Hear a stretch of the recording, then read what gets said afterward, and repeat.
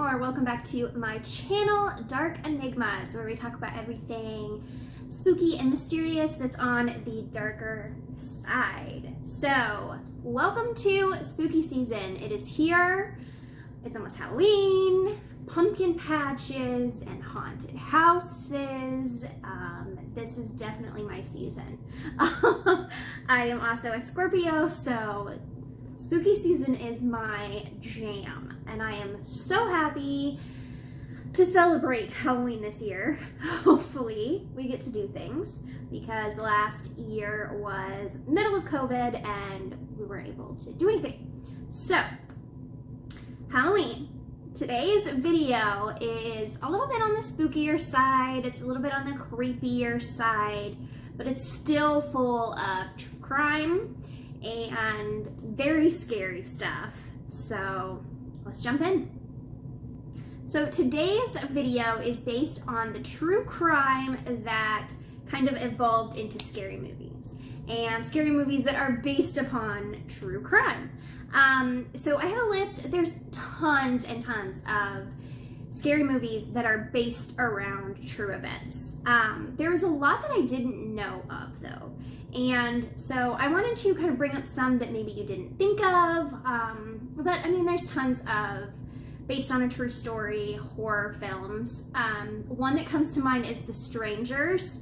If you haven't seen The Strangers, go watch it. My dad introduced me to it, and he's a lover of all true crime and spooky things, and so he definitely got me started in the horror genre. So the first movie that we have on our list is Halloween, and this is my all-time favorite movie probably ever. Definitely my favorite horror film. It kind of begun the slasher films of the 70s, 80s, and 90s, and it was made in 1978. And this film was so low budget. It was the first of its kind. I love filmography. I love learning things about how they make the movies that we love. And Halloween was one that it was so low budget. It was kind of like a family affair. Everybody was involved, and they spent the most of their budget on a panorama film, like a video camera that was new at the time. I think there had only been one other film that had used it, and it created such spooky scenes, because it was those long scenes, those walking scenes that they could film all in one take. And I love Halloween. I could talk about it forever. It's so good. But I didn't know that Michael Myers' character was based on someone that writer John Carpenter had saw in a mental institution. It was a young boy who had schizophrenia, and John Carpenter said that he just remembered his eyes being black and lifeless. And he based a lot of Michael Myers around the fact that it was just a soulless person. So it's very, very interesting to me how that all came about. And then it started slasher films, which gave us Nightmare on Elm Street and Scream and Friday the 13th, all those ones that we watch around this time of year. So very interesting. So another one of the most interesting kind of genres of movies is The Exorcist and exorcisms and devil possession and all of that. And The Exorcist came out in 1973, so it was even before Halloween came out. And a lot of possession movies followed, but Exorcist is like the OG. And it was based on someone named Ronald Doe. That's a fake name. They didn't give out the real name of the boy. And he was possessed in 1949. Roland Doe, of course, was a fake name. And he was a 14-year-old boy. And people describe things like in the household as moving by themselves, shaking beds, demonic deep voices. And this all happened in a hospital in St. Louis, Missouri. I cannot get away from St. Louis, Missouri, or from Missouri in general. So I did not know that. And then, of course, Ed and Lorraine Warren, who were real-life ghost hunters, they encountered so much stuff. They documented a lot of what they did, and that led to many movies from them, starring people that presented as them. Amityville Horror, Haunting in Connecticut, and of course all the Conjuring movies. So this whole genre was kind of based around the real world event of possession. So it's definitely interesting. Next set of horror movies was inspired by a serial killer, and these films were inspired by this serial killer. Nightmare on Elm Street, which was 1984, Texas Chainsaw Massacre, which was 1974, Psycho, which was in 1960s, and those were all based on the man himself, Ed Gein. Now, Ed Gein was from Plainville, Wisconsin, and his crimes, and he got found in 1957. Now, you think of Ed Gein as being this notorious serial killer. However, he killed 2 people only. Now, 2 people still a lot, too many, but he killed 2 women, Mary Hogan in 1954 and Bernice Worden in 1957. However, he dug up and mutilated 9 more corpses. So Ed Gein, of course, was infamous for making things out of human body parts. He made a wastebasket out of human skin. He made skin-covered chairs, bowls out of skulls, masks from heads, along with many other things. So this man, he didn't kill people and used their body parts as well, but would dig up grave sites of people that have been deceased and use their parts to make household items. That's all I gotta say about that. But that, of course, is where, of course, the Texas Chainsaw Massacre mask comes from, and just the spookiness of these crimes. Yeah. That's gross. So this was an interesting little tidbit that I found in my research, and that is about Child's Play, which is the Chucky movies. And there's, of course, a remake of it coming out. It's like a series. So check that out if you like horror stuff. But Chucky is... But Chucky got his name from a very interesting combination of names. I did not know this. His first name, Chucky, was from Charles Manson. Lee from Lee Harvey Oswald, who was blamed for the assassination of John F. Kennedy. Ray from James Earl Ray, who killed Martin Luther King Jr. So you have Chucky, Lee, Ray. So a bunch of evil people put into one crazy doll. So that's the story of Chucky.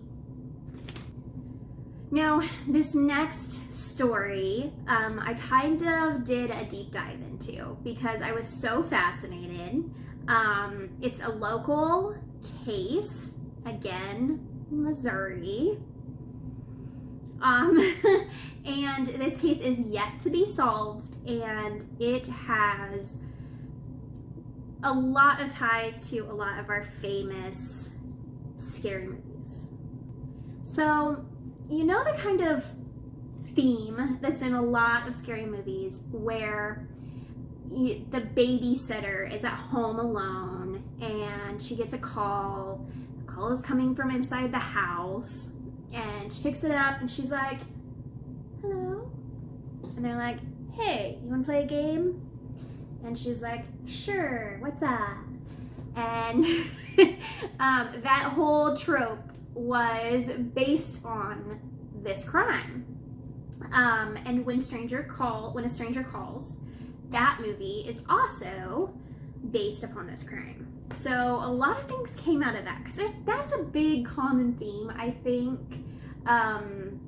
Like, Scream is one of the craziest movies. I mean, that was my generation. That was 90s slasher film. And my father, who introduced me to scary movies, he set me down and made me watch Halloween. And I became obsessed. But he always said that the first 5 minutes of Scream and the last 5 minutes of Scream is the best.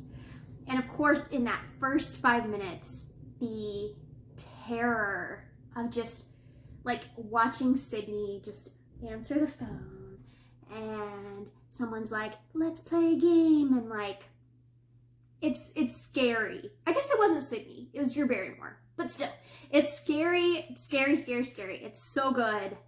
Yeah.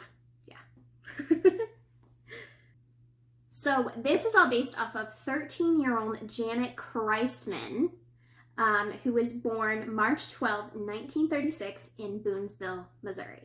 So Janett's parents' names were Charles and Lula Christman. She had a younger sister named Retta and a newborn sister named Cheryl. She was fun-loving, cheerful, friendly. Her family loved her so much, and her family moved to Columbia, Missouri. She played piano, and she also sang in church. This was a really nice little girl, 13-year-old girl. So the night that everything happened was March 18th, 1950.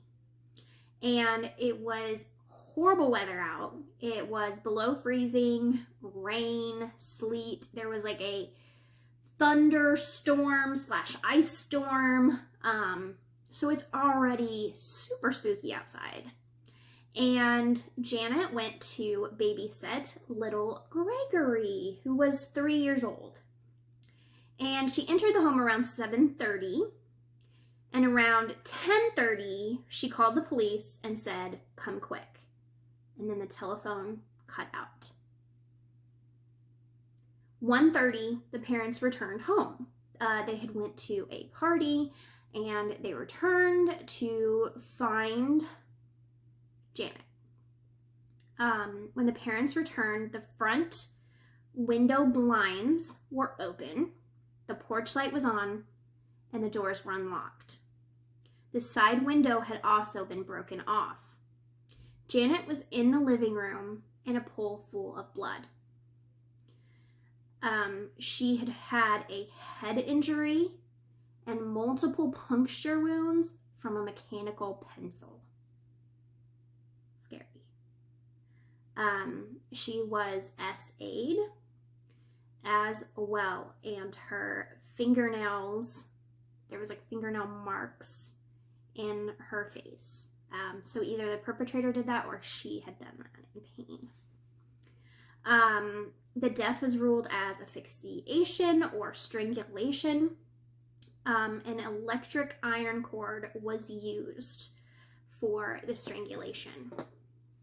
The phone was beside her and off the hook, and the parents immediately went upstairs and checked on little Gregory, and he was unharmed and sleeping. So supposedly little Gregory had slept through the whole attack. 70 years later, this is still unsolved. There is a prime suspect, but no one was ever arrested, and 70 years went by, and this is still an unsolved crime. So the suspect in this case was Robert Mueller. Now, he was friends with the parents of Gregory, which was the house that Janett was killed in. And he always carried a mechanical pencil, which, yeah. He was familiar with the house, and the mother of little Gregory always said that she was kind of frightened around him. The parents were at the party, and so was Robert Mueller that night. And they said that Robert excused himself for 2 hours, and then he came back to the party. So that's ample time, ample opportunity to do this crime. He took a lie detector test, but the results were unsatisfactory, which I'm sure a lie detector test at this year wasn't super reliable anyway. But it was unsatisfactory. And then he died in 2006 at the age of 83. So it's been 70 years. The perpetrator more than likely is dead and gone. But I still wish there was some justice for Janett, because this is a horrible crime. And even though it inspired a lot of movies and a lot of my favorite movies, it's still terrible what happened to her, and I wish that it didn't happen. So I am posing the question to you guys today. What is your favorite scary movie? Do you like scary movies? Do you not like scary movies? Some people like true crime, but not like scary movies. So what are your thoughts? Please post below what you like. Carry on the discussion. And if you know of any other crimes that turned into movies. And I will see you guys next time. Have a very, very happy, safe Halloween. I got my thick thighs and spooky vibes shirt on today. Yeah, that's who I am as a person. Hey guys, thank you for watching. If you liked this video or any of my other content, please click the subscribe button and the bell and the like button to help me with my content and my channel as it grows. Also follow me on social media platforms. Right now my biggest form of communication outside of YouTube is TikTok, so please add me on there. I make some funny true crime content on there. So thank you guys for watching. Love you.